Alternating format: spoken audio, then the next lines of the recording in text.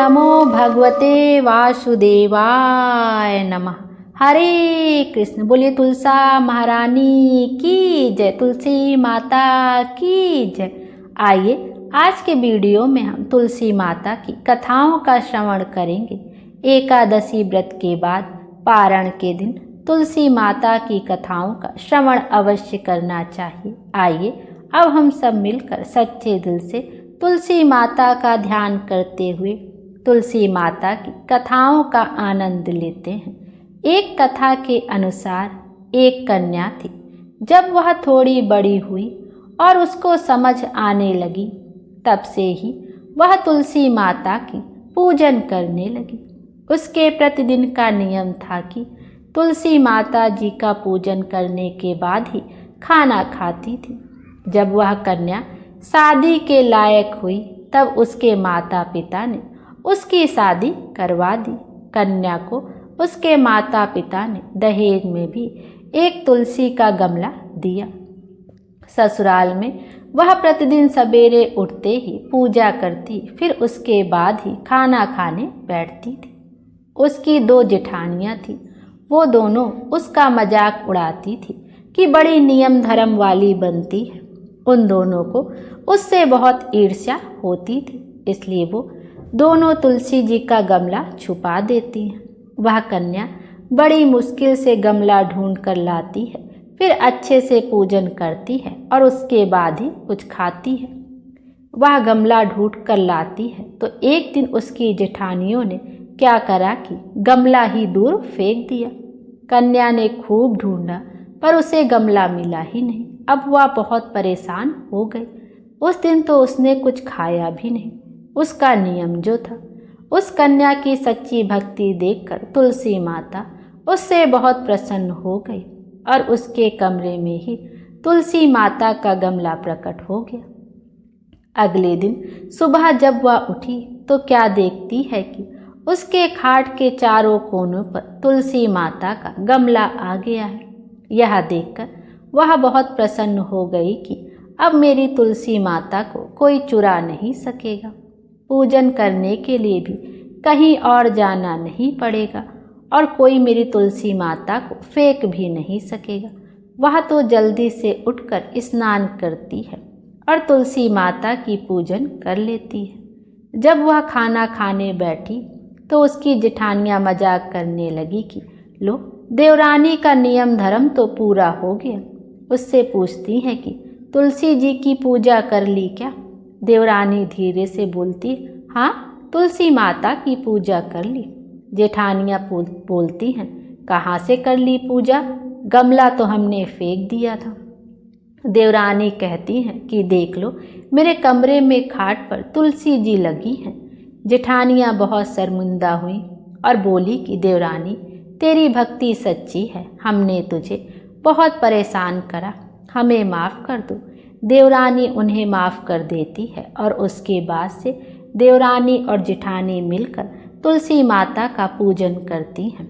आइए हम भी तुलसी माता से यही प्रार्थना करते हैं कि हे तुलसी माता, जैसी कृपा आपने देवरानी पर करी वैसी ही हम सब पर करना। बोली तुलसी माता की जय। आइए अब एक बुढ़िया माई की कहानी सुनते हैं, जिसको सुनने के बाद हमारी आत्मा तृप्त हो जाएगी और जीवन में सुख समृद्धि ही होगी। एक बुढ़िया माई थी। उनका तुलसी पूजा करने का नित्य का नियम था। वह प्रतिदिन खाना खाने से पहले पूजा करती थी और उसके बाद वह खाना खाती थी। वह जब भी तुलसी माता से प्रार्थना करती तो कहती कि हे तुलसी माता, खाड़ खीर का भोजन देना, पाठ पीताम्बर का वेश देना, योगियों जैसी मौत देना, स्वर्ग का वास देना, राम लक्ष्मण का कांधा देना, सीता जी का चाल चलावा देना। यह सुनकर तुलसी जी सूखी जा रही थी। एक दिन राम लक्ष्मण जी उधर से निकल रहे थे तो उन्होंने पूछा, तुलसी जी, आप सूखे सूखे क्यों जा रहे हो? तो तुलसी माई कहती हैं, एक बुढ़िया माई रोज मेरी पूजा करती हैं। वह मुझसे खाने का लड्डू मांगती हैं, खेलने को भाई मांगती हैं, खाड़ खीर का भोजन मांगती हैं, पाठ पीताम्बर का वेश मांगती हैं। आपकी कांधा मांगती हैं, सीता जी का चाल चलावा मांगती हैं, स्वर्ग का वास मांगती हैं, योगिनियों सी मौत मांगती हैं। बाकी सब तो मैं दे दूं, पर आपका कांधा कहाँ से दूं, और सीता जी का चाल चलावा कहाँ से दूं। राम जी और लक्ष्मण जी तुलसी जी से बोले कि आप हरे भरे हो जाओ, सब हो जाएगा। कुछ दिनों बाद बुढ़िया माई मर गई। लोग इकट्ठे होने लगे ले जाने के लिए, उनको तैयार करने के लिए उठाने लगे, तो वह इतनी भारी हो गई कि लोग उनको उठा ही नहीं पाए। उठाने की बात तो दूर, उनको कोई हिला भी नहीं पा रहा था। लोग कहने लगे कि बुढ़िया इतनी भारी कैसे हो गई, वह तो देव दर्शन सब करती थी, क्या कोई जादू टोना करती थी जो ऐसी भारी हो गई। इतने में राम लक्ष्मण और सीता जी आए। सीता जी ने चाल चलावा किया और राम लक्ष्मण जी ने कंधा दिया, तो बूढ़ी सदे बैकुंठ को चली गई। बोलिए तुलसा माता की जय।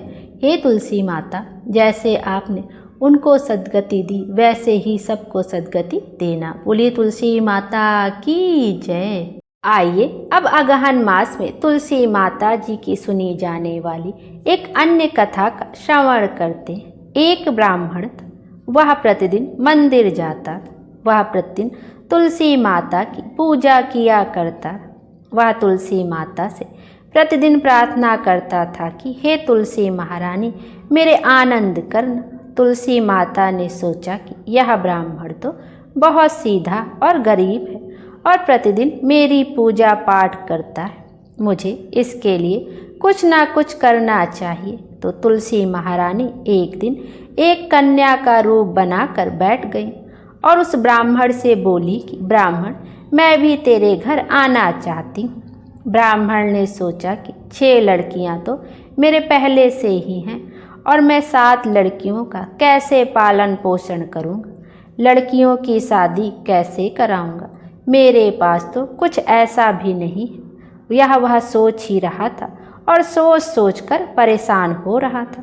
उसको तो खाना भी अब नहीं भा रहा था। उसकी औरत ने कहा कि क्या बात है, आजकल बहुत दुखी दुखी रहने लग गए हो। तो इस पर ब्राह्मण बोला कि मैं मंदिर जाता हूँ, वहाँ पर एक छोटी सी सुंदर सी कन्या बैठी है और वह कहती है कि ब्राह्मण, मैं आपके घर आऊँ। उसकी पत्नी बोली, अरे इसमें परेशान होने की क्या बात है, आ रही है तो आने दो। ब्राह्मण बोला कि पहले से अपने 6 लड़कियां तो हैं ही, उनकी भी अभी अपने को शादी भी करवानी है। तो इस पर ब्राह्मणी बोली, अरे ये तो कोई बात नहीं है, अपनी 6 लड़कियों का विवाह जैसे कराएंगे वैसे 7वीं का भी करवा देंगे। हम 7 लड़की की शादी साथ में करवा देंगे। अगले दिन जब वह ब्राह्मण मंदिर गया तो उस छोटी कन्या से पूछा, ब्राह्मण, मैं आपके घर आऊँ? तो ब्राह्मण बोला कि हाँ चल बेटा चल। उनको वह घर लेकर आ गया। तुलसी माता के कन्या के रूप में ब्राह्मण के घर आने से ब्राह्मण के घर बहुत आनंद हो गया। घर में लक्ष्मी की बारिश ही हो गई। जब ब्राह्मण 7 कन्याओं की शादी के लिए वर ढूंढने जाने लगा तो उस छोटी कन्या ने कहा कि मेरे तो शालिग्राम जी के मंदिर में जाकर शालिग्राम जी को बोलना कि बारात लेकर आएं और मेरी 6 बहनों को तुम्हारी इच्छा से वर ढूंढ लेना। तुलसा महारानी के मेहरबानी से उनके सब जेवर कपड़ा खाना सब तैयार हो गया और अच्छी धूमधाम से उनकी शादी हो गई। उस ब्राह्मण पे तुलसी माता मेहरबान हुई। बोली तुलसा महारानी की जय। हम भी तुलसी माता से यही प्रार्थना करते हैं कि हे तुलसी माता, जैसे आप ब्राह्मण पर मेहरबान हो वैसे हम पर भी होना, और जैसा आनंद ब्राह्मण के घर करा वैसा ही हम सब पर भी करना। बोली तुलसा महारानी की जय।